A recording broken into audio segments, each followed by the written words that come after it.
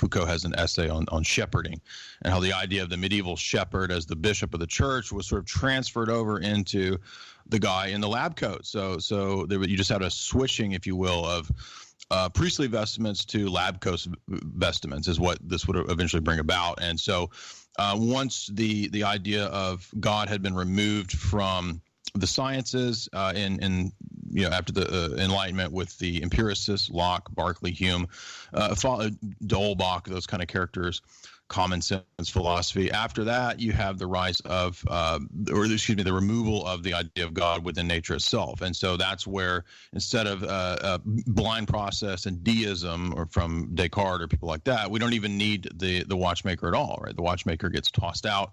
And so the immanent processes of nature themselves become kind of the answer, the end all be all. So we don't need to look at the causes of nature, or the beginning of nature. We only need to look at what's happening and not why it's happening. So you toss out the why question and just be considered with the pragmatic question of what's happening. And that's where Darwin fills that void by saying that, well, we don't even really need this first cause of Aristotle or whatever this Western Thomistic Aquinas view is. Toss all that out. All we need to do is just study the natural processes themselves. And that's really all we can do. Now, just to answer your question that you asked, you would think that, okay, well, if science wants to stay in that domain, that's fine. But that's not what Darwinism and science actually does. The original title of Darwin's book is The Survival of the Preferred Races. And by that, of course, he means the Anglo-Saxon preeminence. And so that's why Darwin's book was raised to this preeminent power that it was that it was actually an apologetic for the Anglo-American Empire. And that's exactly what it did. Victorian England, we're the highest possible means and mode of civilization that could ever be, the British Empire. And so it fits perfectly with the propaganda of the British Imperium. It dovetails into eugenics then, would it not?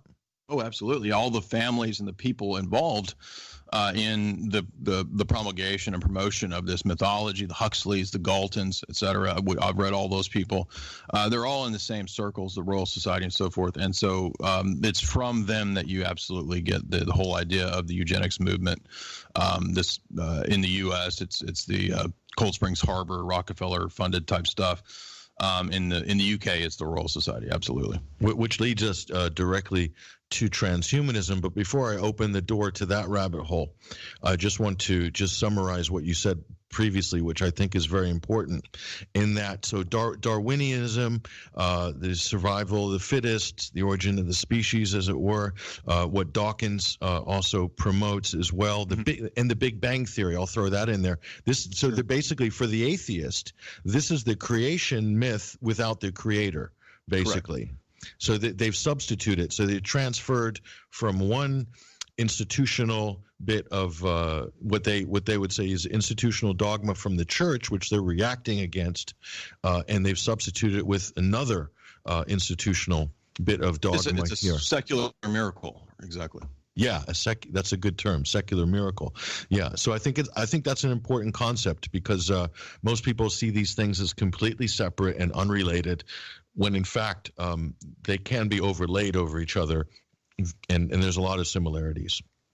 And that would sort of be antithetical to the concept of what they would even consider as science in their mind, or the preeminence of logic and science and so forth. There's nothing. Yeah, well, what's interesting is that a lot of what is when we think of biology, we think of studying anatomy and physiognomy and all this kind of stuff, and then there's a branch where we look into what's called origins science, and right, so where we're looking into man's origins, and when we look there, we realize that it's not the same thing as looking under a microscope or looking at somebody's body and cells and so forth. Origins science, although it's related to the body, involves a lot of speculation, a lot of hypotheses, because we don't know what happened aeons in the past.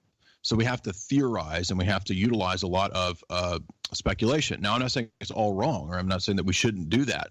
But what I'm saying is that most people don't realize that what underlies the traditional Big Bang / Darwinian narrative is gigantic aeons of time that are built upon huge amounts of speculation. So that's not to say that a scientist can't do things with a Darwinian narrative and make genuine discoveries. Or maybe I know a guy who's a hardcore Darwinist, and he studied for, I think, DARPA. He studied the way rats and mice hear things. Okay, so he's like a pioneer in mouse hearing. Okay, now, so from my vantage point, I have no problem saying that he can absolutely make discoveries in that very sort of precise niche of science, in the same way that I think most atheists and Darwinians would say and admit that, yes, a theist could approach science and make discoveries, even though they believe the theist in his ultimate sort of worldview is incorrect. So it's not ultimately a battle of which evidences are correct. It's actually a battle of two different paradigms, and that's the big problem. Is that most of the people who do basic science don't understand the way worldviews and paradigms work, and that's why it's so important to understand that we all kind of come to the table with preconceived notions and presuppositions about what can and can't be.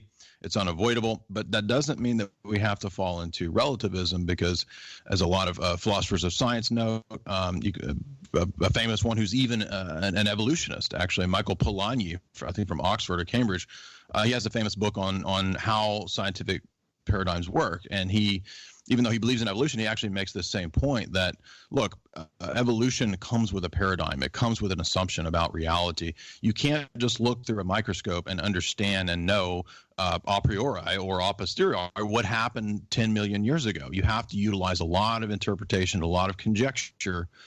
You may be correct, but you also might not be correct. And what happens is that a lot of people don't recognize the leaps and the conjectures that are being made. So ironically, what's being pointed out by a lot of these people from different schools. I mean, to take somebody like David Berlinski. David Berlinski has a 30-minute interview. He's a secular academic. He's not interested in creation or anything like that. But he says, look, I'm willing to admit, there's 10, 20 serious problems in the normative approach to evolutionary theory that it cannot answer on its own grounds. And it has to kind of utilize these little leaps and jumps and attempts to save the position that themselves cannot be justified within the position.